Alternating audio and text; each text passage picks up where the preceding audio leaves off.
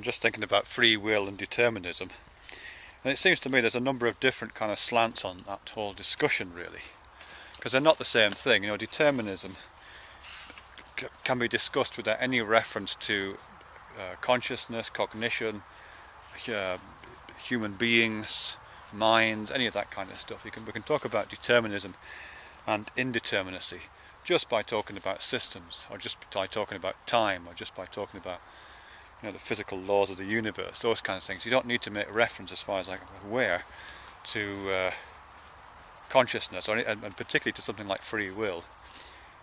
If you're talking about determinism, that's one of the things I've been thinking of.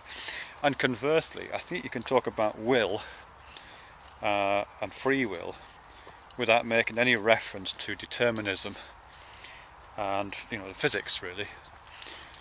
You know, they are, although they're contrasted and there are areas of overlap, I think they're probably best talked about, for me at least right now, in two different ways. It's best to talk about determinism using the language of physics. And it's probably best, or maybe mathematics possibly, and it's probably best to talk about will using the language of psychology or neuroscience, or, you know, neurobiology, those kind of discourses, because they're different things, aren't they? I mean, certainly this will thing, which is fascinating, it is undoubtedly a feeling. It is something that happens inside your head and inside your body. You know what I mean? I don't think it's just restricted to what's happening inside your head. I think you do feel it in your body as well, and it is, you know, it's part of a whole menagerie of felt experiences, and undoubtedly we do experience it as initiating action. Certainly when we're using will to make choices and make decisions, we experience it as the initiator of our actions. We feel that this thing inside us, inside of us, or the thing which is us on some kind of fundamental level, called a self possibly, is you know, either initiating action, or at the very least steering a course between some range of actions. You know what I mean? So it has some initiatory power, even if it's just the initiation of a choice. But that's a feeling, isn't it? That's a feeling. You feel that. And that's always a little bit suspect, I think, because we feel lots of things, and that doesn't necessarily reflect their ontological status in the universe. I mean, I can certainly imagine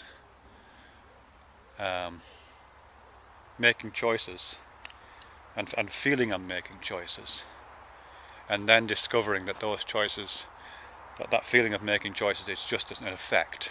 Not necessarily an epiphenomenon, not necessarily just a kind of steam above the factory and irrelevant. It might be very relevant, I don't know why exactly, but it might be.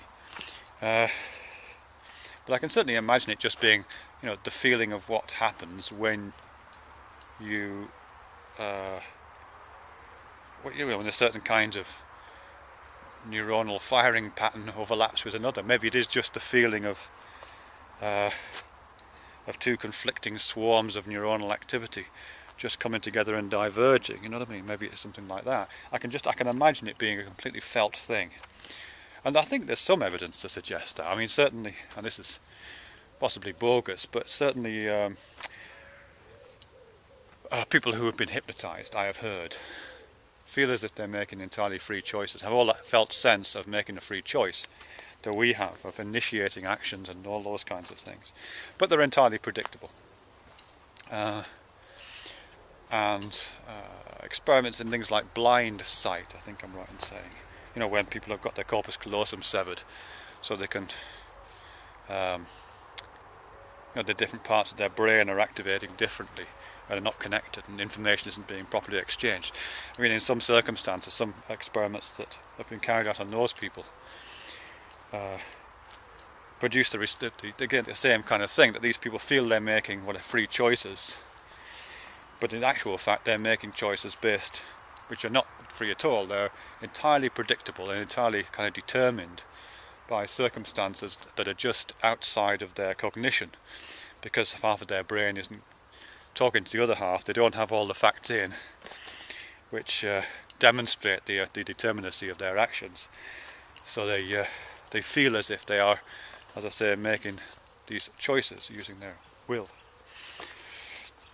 Now that might not be correct, who knows, maybe there is this weird thing called will, I doubt it, but who knows. Or it might be just some other kind of artifact, some much more systemic, almost kind of ecological process sweeping through us that we experience in that way. I can imagine all kinds of things that are happening, but it's but I think there's certainly an interpretation of will and decision making which just records it as the feeling of a decision being made, or the feeling of a pathway being taken, or the feeling of a greater or lesser balanced set of options being slid into. You know what I mean? Like that feel. I'm trying to think of a feeling of it. You know that feeling of élan. There's a feeling called élan, which is that feeling of kind of poise. You know what I mean? That feeling of poise. Like if you kind of run, or you're a dancer, I think ballet dancers use this expression, and you kind of reach a point, you're running and you pause for a moment and you balance on your toes, and you can kind of feel yourself falling. Or even better example, you know when you balance on the back two legs of a kitchen chair, you know what I mean? You've got a hard back chair, and you balance on the back two legs, and you take your feet off the floor, and you're like doing this for a minute. You're doing this. It's great. I love this feeling. Now that's a very particular feeling, even though the system is in some ways quite determined. I mean, if you take yourself to that point and then stay perfectly still, it feels like you're making a decision, and then over you go, bang. So I'm thinking of it right now as a kind of cognitive equivalent to that.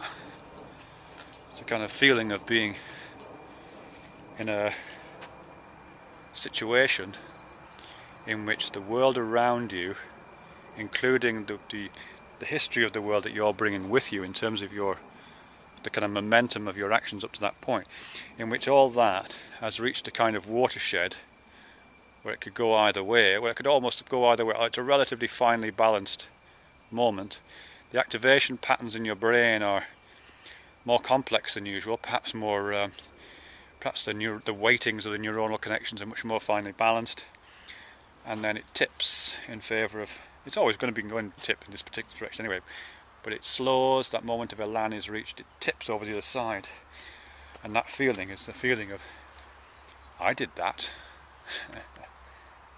Maybe, or maybe that did I, maybe it's that did I, maybe that's better, that did I.